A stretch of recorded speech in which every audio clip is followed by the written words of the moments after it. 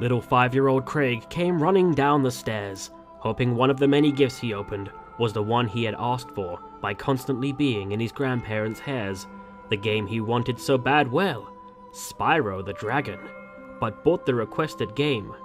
His grandparents hadn't. They had made a mistake. After unwrapping a jewel case-shaped gift, little Craig thought to himself, no, for it was not Spyro the Dragon that awaited, but Croc, Legend of the Gobbos. After a while of denial, he put the game aside in disappointment. Little did little Craig know, later that night, he'd play the game and his life would be changed. He discovered his deep love for platformers and games alike. For this holiday season, we're going to be taking a look at Croc, Legend of the Gobbos for the PlayStation 1.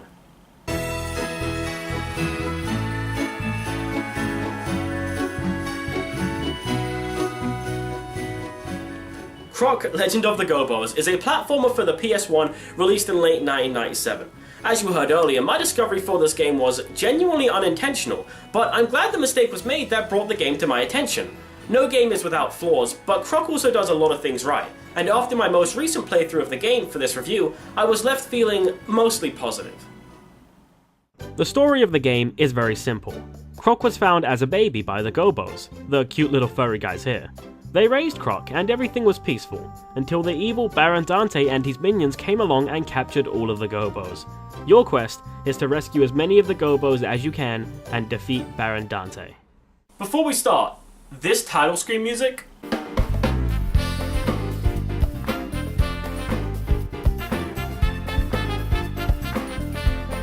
That is nothing but pure excellence. I can just imagine some cheesy 80s family sitcom opening to that.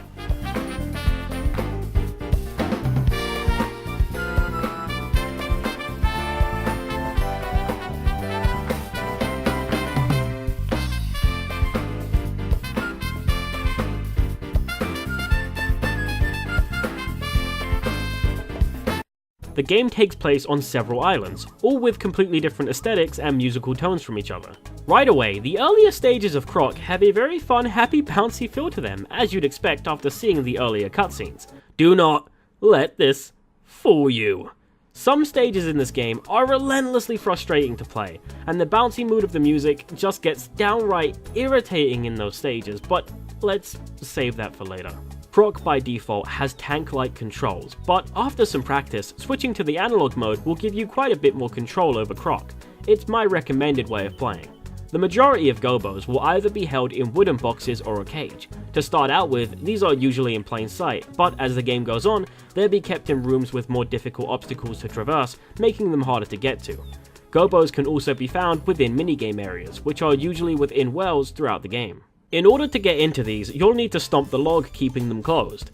Stomping is also how you open the commonly placed wooden boxes. This is done by jumping with X and once again pressing X while you're in the air.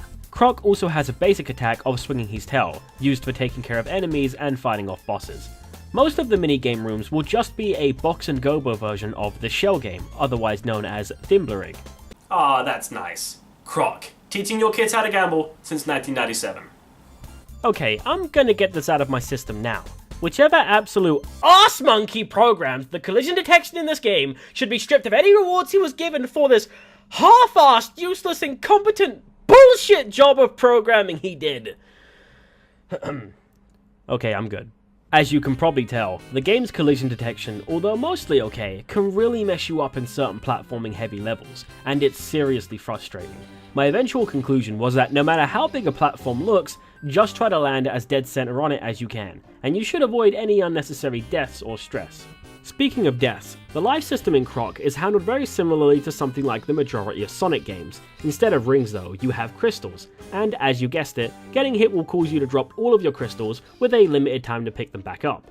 Getting hit while you carry no crystals will result in a death. Upon finishing each stage, which you do by hitting a gong with your basic attack at the end of each level, the crystals you currently have on you will be added to your total, and you'll receive an extra life per 100 you collect. Although the premise for Croc is rather simple, the level design is absolutely phenomenal, which adds a great amount of depth to the game. Each environment feels new and refreshing, with various themes running through each island. From the earlier levels with more simple platforming being the focus, to later levels where you'll need to be continuously moving to keep up with the constantly changing platforms having very little time to rest. The music for every island and area fantastically complements the atmospheres the game tries to present, with the exception of getting a tad annoying after several thousand deaths on the same level. A lot of those deaths, when they're not coming from bad collision detection, come from what I consider to be lazy challenges, like just making a room dark or levels being spammed with pitfalls. Each boss gets their own little cutscene, where you can see Baron Dante doing, whatever that is, to seemingly harmless creatures to turn them into the bosses you'll eventually end up facing. With the exception of himself, of course. He's just kinda Baron Dante. He's already cool. Oh my god, he's so dreamy! Some of the boss fights are a lot of fun with their designs, but quite a few are lackluster as well. It's about 50-50 for me. I enjoyed roughly half the boss fights. I don't want to talk too much about the boss fights because I don't want to spoil the surprise, but here's a tip. If you can run in a circle, you can beat every boss. Croc should take the average person about 6 to 8 hours to complete the first time through, depending on how much you want to explore, and there are a few secrets here and there to warrant possible replayability. The game also has a secret or true ending, which I'm not going to spoil here, and I'll let you guys discover for yourself.